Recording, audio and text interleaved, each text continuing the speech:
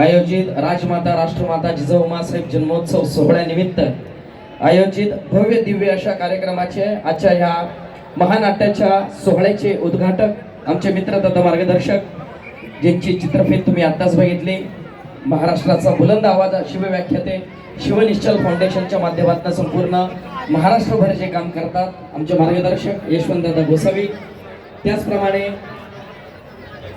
या महानाट्याचा सगळा थाट या ठिकाणी जो संपन्न झालेला आहे आणि थोड्याच वेळात जे महानाट्य तुमच्या समोर येणार आहे त्या महानाट्याला मी हार्दिक शुभेच्छा देतो आणि एकदा जोरदार टाळ्या द्यायच्या आहेत राजमाता जिजाऊ साहेब पाईकच्या सर्व सभासदांसाठी, सर्व युवकांसाठी, कारण त्यांनी ठरवलं असतं तर नाचण्याचे गाण्याचे कार्यक्रम घेतले असते, स्वतःचा फायदा करून घेतला असता, परंतु वारसा विचारांचा घेत असताना मी नेहमी सांगतो की विचारांचं नातं हे रक्ताच्या नातापेक्षा अधिक महत्वाचं आणि अधिक चिरकाल टिकणारं असतं आणि हे विचारांचं नातं बुलढाणा जिल्ह्यातल्या नांदुरा गावामध्ये जे विचारांचा वारसा घेऊन मासाहेब जिजाऊंचा जन्मोत्सव फक्त आतिषबाजीनं, फक्त नाचण्या गाण्यानं करतात, प्रबोधनात्मक काम करतात, म्हणून पुनश्च एकदा जोरदार टाळ्या आमच्या या युवकांसाठी झाल्या पाहिजे. क्रांती कोणी केली?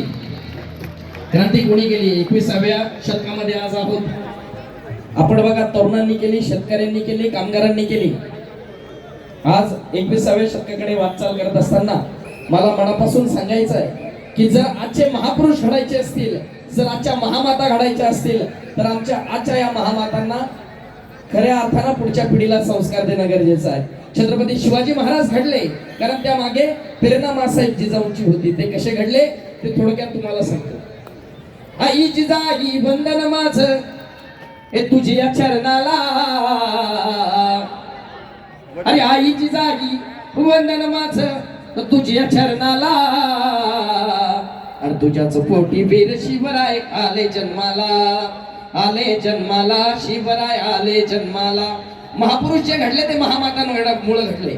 आता ज्यांना ज्यांना माझा आवाज जातोय, खरं तर पोवाडा म्हटलं की सगळी साथ संगत लागते, परंतु आज तुम्ही समजून घ्याल की आज मान्यवर म्हणून आलेलो आहे, पुढच्या वेळेला सादर करता म्हणून येईल त्यावेळेला आणखी ताकदीनं सादर करेल. इथे सगळ्या मायमाऊलींना आणि बंधूंना विनंती, सगळ्यांनी हात वरती करायचे, सगळ्यांनी. हा आवाज नांदुऱ्याच्या बाहेर सुद्धा गेला नाही, आपल्याला सिंदखेड राजापर्यंत पोहोचवायचा आहे. छत्रपती शिवाजी महाराज की जय जिजाऊ. अरे तुमचं आमचं नातं काय? असाच जोश तुम्हाला महानाट्याला ठेवायचा आहे. धन्यवाद. पुनश्च एकदा सगळ्यांना शुभेच्छा देतो. बघण्यापेक्षा सोशल मीडियावरती आमच्या यशवंत गोसावी सरांना ऐका, महाराष्ट्रातल्या शाहिरांना ऐका, विचारवंतांना ऐका, वक्त्यांना ऐका, म्हणजे येणाऱ्या पिढ्या तुम्ही घडवून दाखवाल. तरुणाईनं काय केलं? प्रेम कोणावर करावं? 21 वर्षाच्या तरण्यावाट भगत सिंगांना चंद्रशेखर आझाद म्हणते, अरे भगत तेरे इश्क करने की उम्र है, तू इश्क कर.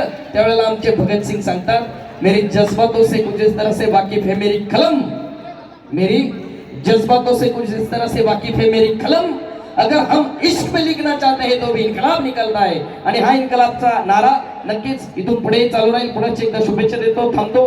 जय जिजाऊ, जय शिवराय. धन्यवाद.